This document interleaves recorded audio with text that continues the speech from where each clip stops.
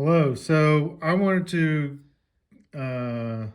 let you know what I learned when I removed the transmission cable in the LR3. So I had to do this to remove the transfer case to get the top bolts.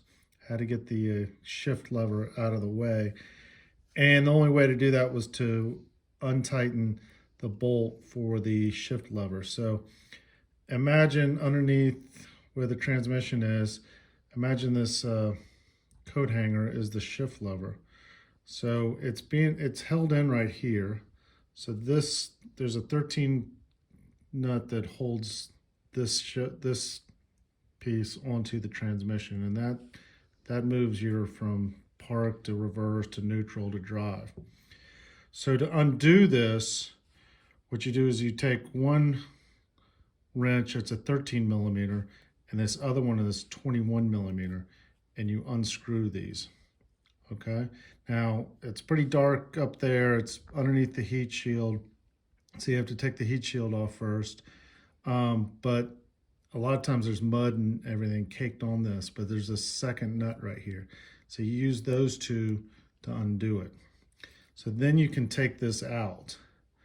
What I found was I was not able to get it to tighten onto the cable again once I wanted to put everything back. So what I found was you needed a couple new parts, but go ahead and buy this whole assembly. So you can buy all these individual parts for like $10 or so. What I found is just buy the whole assembly for about $40, because to get the new part and the new washer in, or maybe you want a new nut here and it's got a bushing right here, the only way to install those is to actually take this whole part off.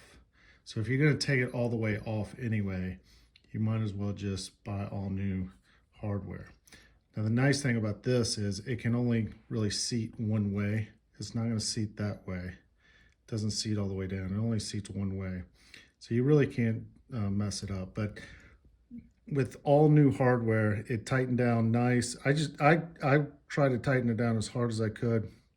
It would never tighten down enough onto the cable. But as soon as I got all new hardware, it tightened down fine the very first time. So again, you might only need a new washer, but to get the washer, you're gonna have to take the whole